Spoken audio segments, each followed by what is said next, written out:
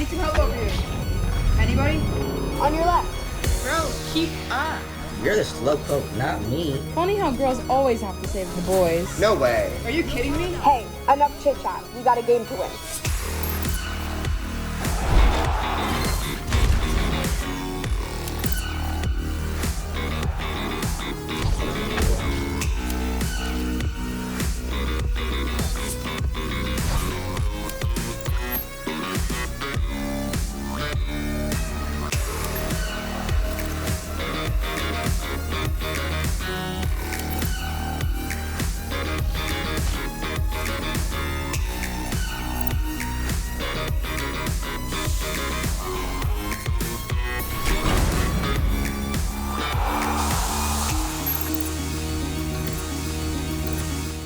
Wow, every time I see that video footage, I am energized.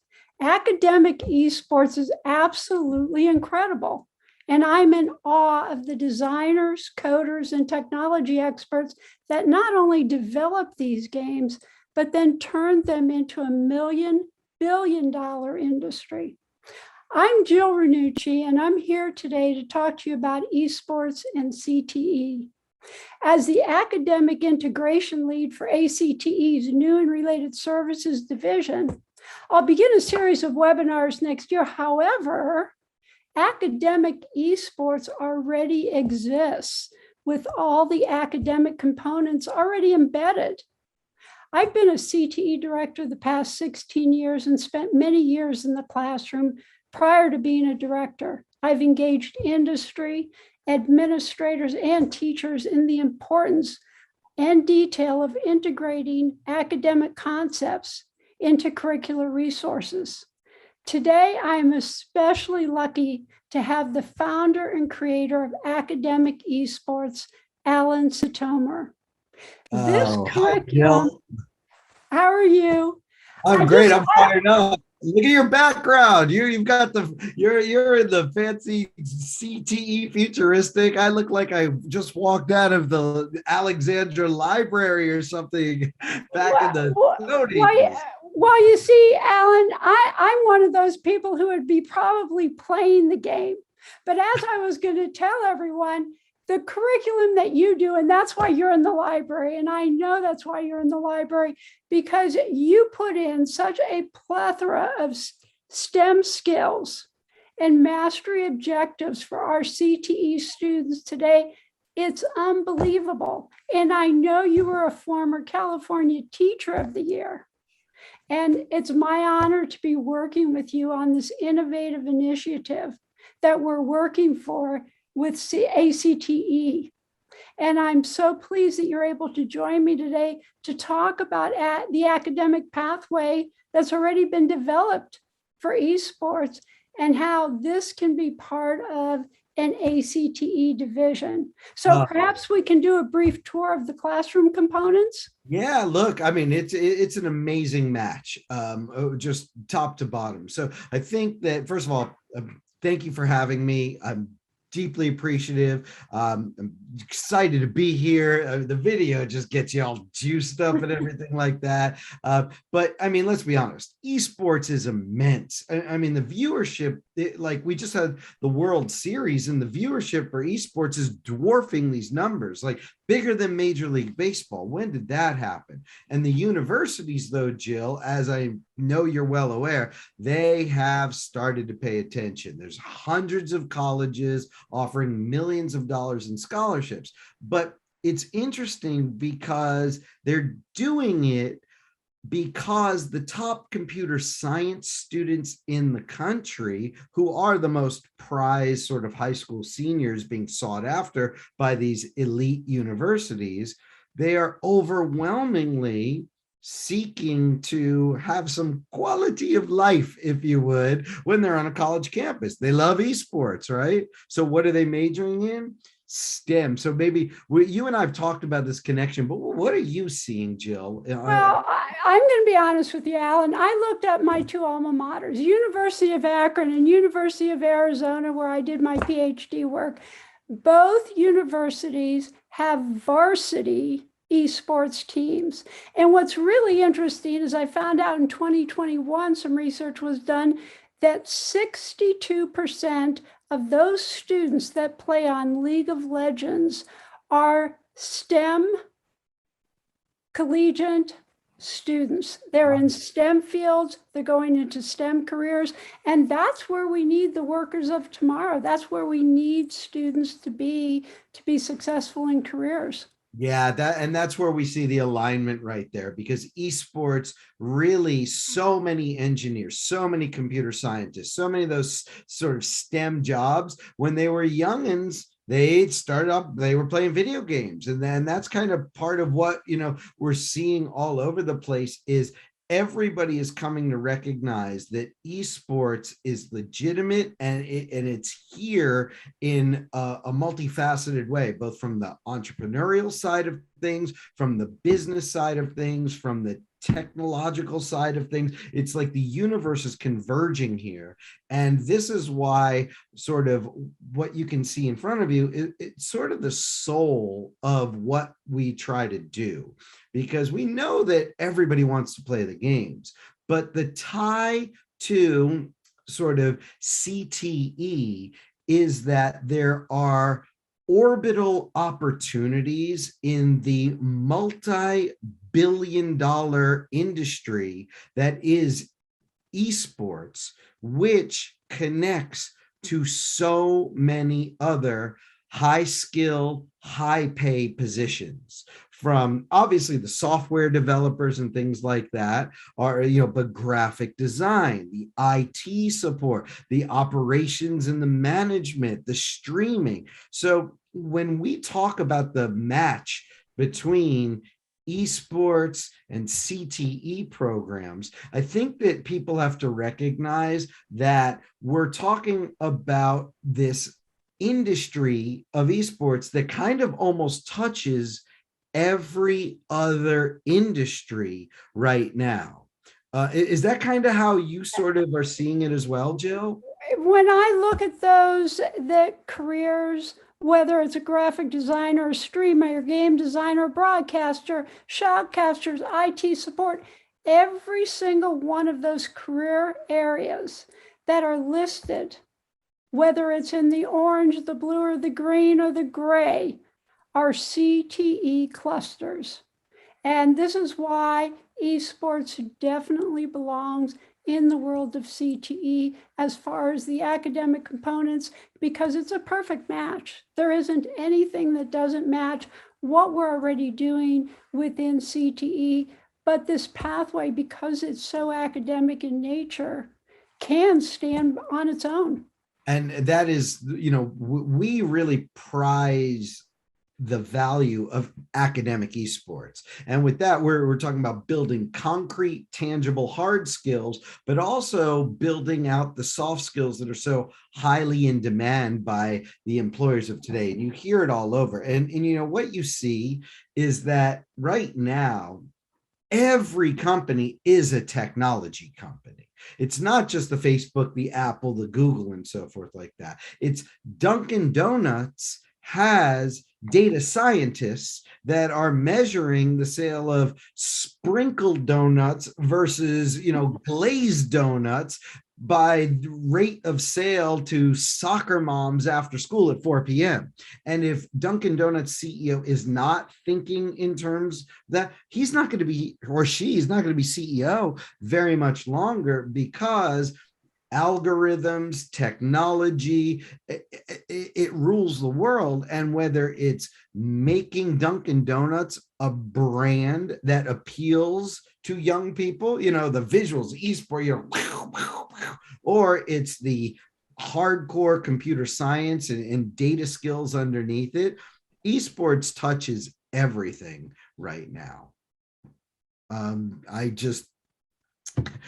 the sponsorships also, these esports tournaments have like so many people attending live and viewing and things like that, that it used to be that the corporate sponsors were the racier companies, like Red Bull. They would sponsor the esports tournaments. Now you're seeing Volkswagen sponsor these tournaments. You know, much more traditional, slower, you know, like almost blue blood type of corporations like AT&T have moved in also. So this is a seismic shift that touches all areas of CTE in lots of ways. So a lot of folks probably come to this webinar and this wondering like, okay, I get it. It's so popular, but how do I do it? How do I run, form, conceive a team and make sure it's going to work on campus? I get them the certifications, I get them the skills, I get the energy, and I capture the students where they want to be. And really, it comes down to sort of this approach, which is meet the kids where they are, right? Their passion for the games and letting them play the games, it is good. And we'll get into the academic benefits of esports in a minute, but when you open up the hood, if you would, you realize every one of these games in the world of esports has been made with code, right? It literally is the proverbial STEM job walking on 2 feet right there. And when students understand that, then you can start to teach them the skills right there. And of course, skills, obviously CTE leads to industry accredited certifications. And the vision that you and I have spoken about a lot, Jill, is that students can leave high school with +1, +2, +3 certs and be career ready. They can go to college, no doubt about it, but having that pragmatic, tangible capability to enter into the workforce in these high paying jobs, that's kind of the goal right here. Absolutely. And, you know, I think this is like having the key to the gate that's going to open up this new world to the students. Yeah, it is very much a skeleton key. And, you know, we're a research-based program like you talked about, and we really have a lot to offer on the front of mindful gaming and productive gaming and proactive gaming. And we use the research that talks about the transferable benefits to self-efficacy, to schoolwork, right? Game-based learning theory and things like that. So inside of an academic esports program that has any legitimacy, it's got to be data-driven. It's got to be research-based, right? We're going to bring this to our campuses. Like, how do I know it really is of value? And that's where we've done an exorbitant amount of work. Right now, we're going to show the video right here that talks a little bit more about the benefits of academic esports. Hello, I'm Alan Sitomer. The world has been drastically changed by technology. As a parent, as an educator, as a person who has spent his whole life working with children, what's clear is that what we teach our students and how we teach our students needs to adapt. That's why I founded Mastery Coding, to build curriculum that teaches students the skills they are going to need to be successful in work and in life in a wildly new landscape. And you do that by tapping students' passion. That's how you really win with young people. And this is why I am so proud of our academic esports program. Yes, you heard me correctly, academic esports. What we do is we channel students' love for gaming into career and college opportunities. It's a win for the kids, it's a win for the teachers, it's a win for the schools, it's a win for the parents. It really is just such a great opportunity for education to have its cake and eat it too. Did you know that over 200 universities now offer esports scholarships? Did you know that esports is a multi-billion-dollar industry, which is bigger than Hollywood, the music industry? It's bigger than Major League Baseball. Like, when did that happen? Did you know that there is a wide open landscape of high-paying jobs, from software developers to graphic designers to marketing executives to IT professionals and so on, that is hungrily seeking to hire talent right now? And at the rate the esports industry is growing, I'm telling you, this trend is only going up. Our academic esports materials use gaming as a gateway to high-paying careers. After all, every video game being made was built with code. Can you say gamer into maker? A gateway to good grades. We insist that students maintain minimum GPAs to participate just like they would on any other sports team. No, you can't flunk history and tell your mom as you play Fortnite, but I swear I'm doing my homework. That doesn't fly. We also use gaming as a gateway to learning about health and safety gaming protocols, socio-emotional well-being, and of course, the 4 C's: communication, collaboration, critical thinking, and creativity. In whose adult life are the 4 C's not a vital component? Will the kids have fun? You gotta ask, absolutely. We know millions of students are home gaming right now, and they would love, love, love to be part of an esports team. Are we seeing that colleges, high schools, and middle schools are recognizing the academic value of kids participating on an esports team? Without a doubt, enrollment is exploding. The scholastic merits of academic esports, they've already been validated. But the real question is, will children benefit? Is this worth it? And it's a very legitimate question. I am here to tell you yes. Our academic esports program is a one-of-a-kind, research-based program that develops soft skills, hard skills, self-reflection, and teamwork. And our team of award-winning educators have anchored it in the best principles of STEM education. Look, students are already playing these games for fun. Now is the time to let them learn. Let them learn. Harness the power of academic esports. I'm very confident you'll be, like so many others, quite happy with the result. Wow, that was a great video right there. And, you know, when you think about the benefits, you also got to think about the data. How many kids are really playing? Jill, when you see numbers like this, what's it make you think? Well, the first thing I look at is I am thrilled to see that 83% of girls have access to game consoles at home, because this is something that has traditionally in CTE, we always look at gender. And are we being gender specific when we add new programs? And when I look at these statistics, I know that not only are we getting close to 100% of all students, but I love seeing that right now the girls, and I've also been doing some research on looking at when we see the girls, when they want to outplay the guys in this, because we always think of technology, we think engineers, we always think this is a field that is gender specific, but it's not. So I'm really excited. I have 2 granddaughters. They're already players and they're little, they're 6 and 9. So that excites me. And that's why my background excites me, because I love the gaming.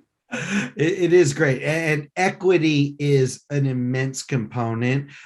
Access is an immense component. I don't know if you could have equity without providing access. So that's one of the things that we work really hard on. And we spend a lot of effort on making sure everybody feels like they are playing in a safe space environment. That is hugely important to us, is that this is non-toxic gaming. It's character-based education. It's of real value and things like that. And we want to make sure that we're, apropos for a school setting. So there's a lot of work that has gone into it on that front right there. One thing that some people might not realize is very often schools, they want to bring in esports, but they have different reasons, they have different objectives. And so there's sort of three areas that hit the goal, I guess, if you would. And you might have more than actually one that applies to you. But usually when schools want to bring in academic esports to their campus, one of the reasons is they want that academic value we're talking about. We're talking, I mean, those emerging technology careers, the certifications, the safe space gaming, the transferable skills, like front and center, the CTE programs, they definitely, this is their wheelhouse right here. But the school is, a place writ large. And there's another side of things that they really love, which is just the competition, right? They want to compete. They want to bring home the trophy. They want to showcase a well-run program. They want strong coaching. And this is robotics, drones, STEM festivals, things like that. Like the healthy competition is good. And esports avails people of that. But then again, there's something supremely important too, which is the social emotional learning value, which is really addressing the needs of kids, the sense of community, the sense of belonging, the recreation. Jill, you and I were speaking, and some people I think you mentioned you're a bridge player and you've played for a really long time. But it's not that you want to win the world championship, but it's the fun, it's the recreation, it's getting together with people, and kids are the same way, don't you think? I think so. And, again, going back to CTE students, we look at the academic value, and for our competitions, we look at our co-curricular programs. And in this case, we'd probably be looking at something like Skills USA to compete, which is a perfect match for something like academic esports.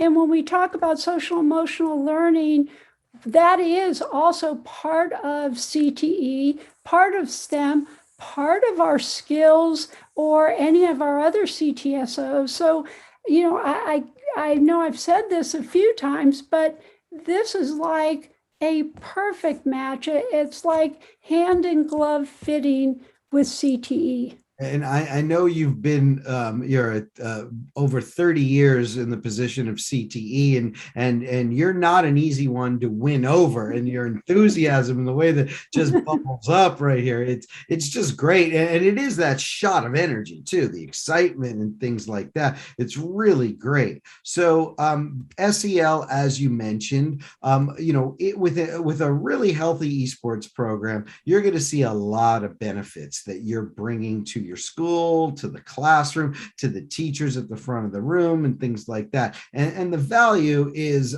well documented of paying strong attention to SEL in the classroom. But most significantly, I think, Jill, to see the forest for the trees a bit, these kids, they kind of need a vision, right? That a lot of our students, they don't know anybody with a STEM job. Their parents don't have STEM jobs. They weren't raised in a home and things like that. And they're crazy about the games, but it's like somebody needs to just let them know, you love these games. You could spend 50 years in a universe making games, publishing, innovating, bringing game-based learning to cracking cancer type of, there's so much available. And Jill, in your experience, how important is it that a good CTE program offers a sense of vision to the students on campus? Well, I think that all the CTE programs are offering that vision, because CTE takes and embeds the academics that students are learning in school, in the regular classes, and embeds it into that career and the future that those students have within all of the different cluster areas, because it covers from A to Z. And CTE is known to be visionary and to try and stay up with industry. That's our job. That is the job of CTE, is that we are doing the future for careers that are in the works today, as well as those that'll be part of tomorrow. And that's why, Alan, I'm so glad that I've had the opportunity to work with you on this vision, because you have put it all together in esports. And this is something that is so critical. And as you said, our kids, whether we like it or not, whether we like gaming or not, whether we like seeing our kids on their phones or on their computers or on their laptops or on their Chromebooks playing these games or sneaking onto the sites that these games are on when they're supposed to be in their academic class, which I've observed. I've been at the front of the room, and so have you. So we know the students are doing it. So why not turn that into the vision of what their careers need to be? And as you mentioned, the cure for cancer, all of the healthcare areas today have so much technology embedded within the scope of work that's being done, whether it's the research end or whether it's actually the surgical end. The doctors are gamers. They're the ones they're looking inside the human body today.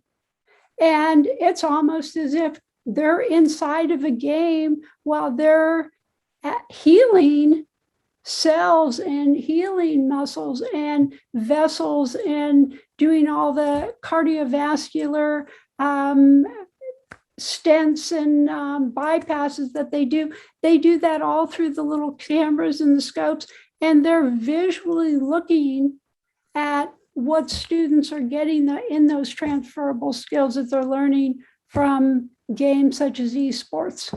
It's amazing. Health tech has changed. It's not financial technology, right? Like every industry, the leaping off point of esports to so many other things. You're absolutely right, Jill. So let's jump in. Let's take a quick look at academic esports right now. So first of all, there's a variety of sort of things you want to look for in a program with sort of efficacy for a CTE program or just for a school campus in general.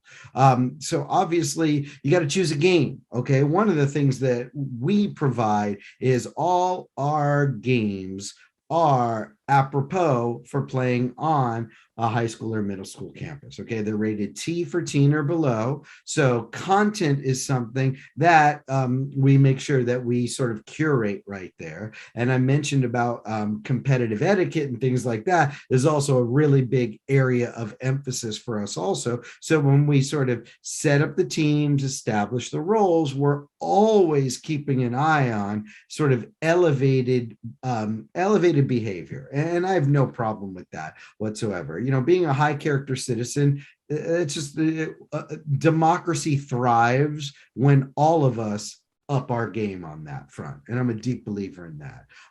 We get into making sure your hardware matches with the software, matches with the games you're playing in. We don't need to belabor it because it's really important that you get the right match, if you would. And there's different requirements and we can help always walk folks through. But then right here, Jill, the notion of the skills, gaming, like the medical surgeon that you just sort of spoke to, it's really got sort of, it's a multi-dimensional approach, right? There's the physical skills of the body and the hand-eye coordination and things like that necessary. But then there's the strategic thinking and understanding and so forth right there. But then there's the heart and the emotions and staying even keeled and on balance and things like that. And the same thing, if you have a surgeon, you mentioned a heart surgeon, you start to hear that beep, beep, the red lights going.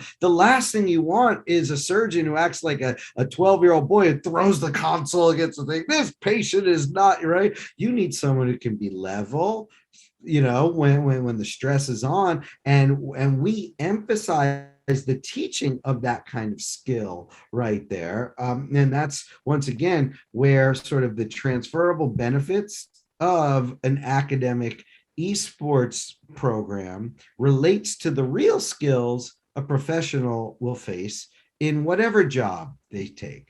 And I think, Alan, I think this is the phase we've talked about too with regular practice. And we talk about practice making permanent. And we want these skills to be permanent. We want the right skills.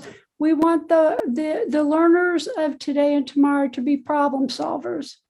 And the only way they're going to be good problem solvers is to learn the skills properly and then practice them so that practice becomes permanent. Because if you don't practice, as you were saying, throwing a console, that's the wrong way to practice. So practice doesn't always make perfect, but practice does make permanent. So we want to make sure.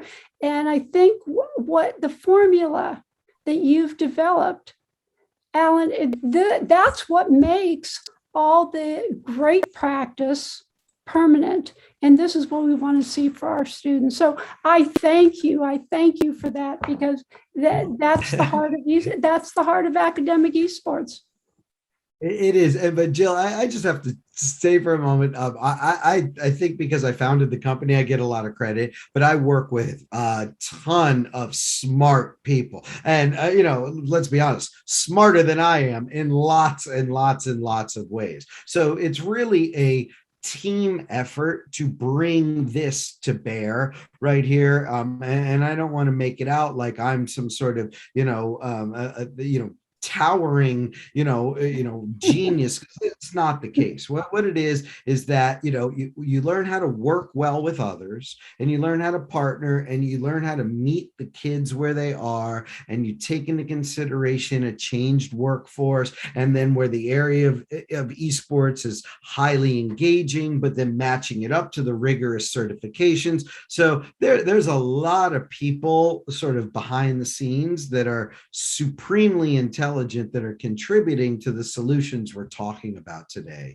And the one thing that I think that I've learned is that as soon as I think I know it all and things like that's when you meet that 15-year-old kid who lets you know, you ain't got me figured out. So, the idea of, I certainly appreciate it, and our team does, but we come to this today with humility, because we are asking the CTE folks to sort of step into new territory. And we have to acknowledge that, as we look at sort of like the career opportunities, the career exploration, resumes, college scholarships, a lot of this is new for CTE programs in a way they haven't considered. Jill, do you have any thoughts on what's it take to be in because CTE people, they have mandates and they have funding restrictions and they have this, and even though we line up on the funding to a lot of the different sources that are allowed to be allocated towards this, but it still takes like a leader with some guts to pull the trigger on this. Can you talk about that for a second right there? Well, I think what in CTE, what we really are striving for is that students have an academic opportunity to take those next steps into careers and be able to graduate high school with credentials, which of course esports leads to credentialing, leads to certifications, and also have that. I always think of CTE like a tree, and you've got a lot of branches where you can take off on a branch, but then you can climb a little bit higher in that tree. And that's what we like to see. And that's what this opportunity offers for our CTE students, a good foundation, a really solid foundation of skills, and then a sequence of skills that can be mastered, and a kind of a outcome type of rubric that we can measure where they are on their mastery of skills, look at those outcomes, and then like I said, that leads to certifications. But then in addition to that, this is something that now offers college scholarships, just like many of our other fields that students go into, whether it's agri-science, whether it's business, whether it's construction, where universities might be also offering scholarships. under their academic programs. Now we have esports at many universities that have varsity teams. Many more are adopting it as a varsity sports and will be offering scholarships in the future. But in addition to that, those students that are going to go into the career right after high school have already built a resume and portfolio and an electronic portfolio that they can take anywhere. And what you were talking about, the transferable skills, those are invaluable. I mean, that is what every student needs, because not every student's going to go to college, but every student's going to work. And when you prepare a student for a viable career that has high wage, in demand type of career, which is what CTE is based on regionally, then you have the right formula for those students. Yeah, that's great. And it's so true. And then of course, we've been talking about the value. Well, can we talk for a second about the tournament, about the fun, about the getting it on, right? Like this is the thing. So all of this is baked in too. So for all the different stuff where with the standards-based lesson plans that lead to, certifications that are recognized in credentials by industry, we got all those things going on, but let's be honest, the engagement is not our problem, right? I mean, the kids love this stuff. And the tournament, we've had many, many students in schools say to us, like last year, the highlight of the school year was the tournament for these kids. So that stuff is great. So I think, Jill, we should push forward into sort of like the idea of turning gamers into makers, because that's really what this academic esports program is about, and the technologies, the workforce ready technologies that students can learn. So the certifications and the credentials, we are aligned, and I know that's so important, as you mentioned, for the funding, for the objectives, for the CTE folks. This is their internal criteria and things like that. But one of our prized sort of credential pathways is for Unity certification. Now, Unity is, you were mentioning about like the virtual surgeries and things like that.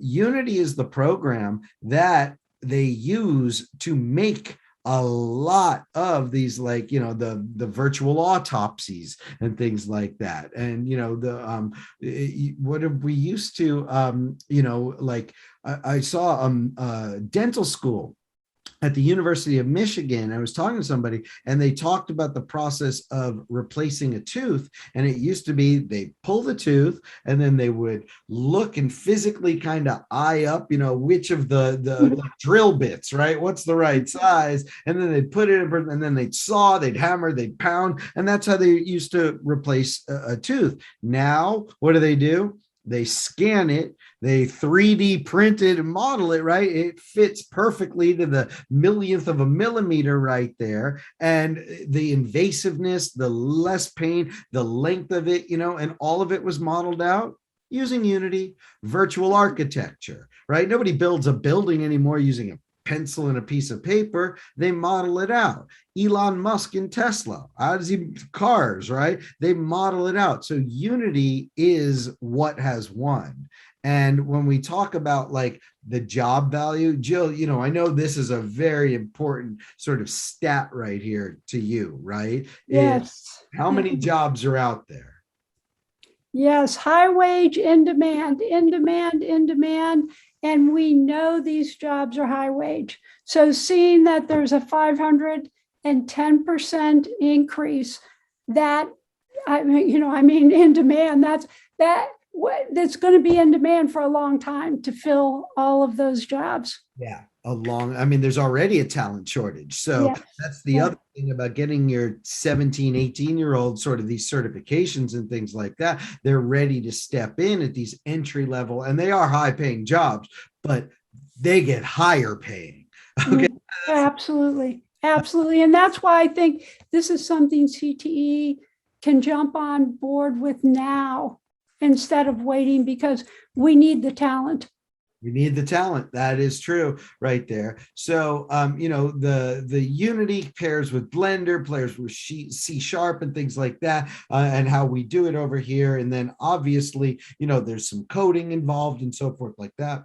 And we sort of, make sure that everybody can be successful. And, I don't want to bury everybody in the stats and in the edu babble of all this right here. But when you're a CTE person, you have to, is it pragmatic? Is it usable? Is it something that is going to be easy for my, novice students to learn, yet applicable in the workforce once they graduate? And the answer is, with the program with the C Sharp, Blender, and Unity, it absolutely is. And you see that when you can model out, like right now, obviously these are kids projects, so they're like Frankenstein, zombies, stuff like that, but it could be Mesopotamia for archaeology. It could be, for replacing a knee, right? It could be ligaments and things like that. Like, once you know how to use the tools, the content is agnostic. And maybe you model out, I was talking about Dunkin' Donuts earlier.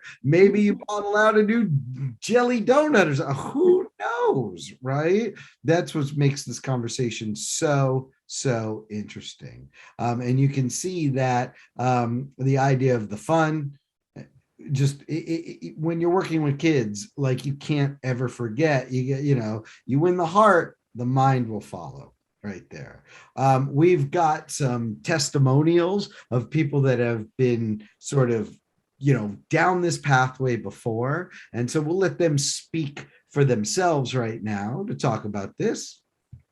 And then one of the things that really got me into programming is making Minecraft mods. I took a little course over the summer. Now this game that I loved and had played for so many years, I could add in new things, add in new content. And then I started making my own games. They're so intertwined, computer science and programming, especially if you have a passion for gaming or if you're first getting into the scene, because a really great way to create a proof of concept for different programming ideas is to just structure a game around it. But that was how I taught myself physics, by making a game for physics.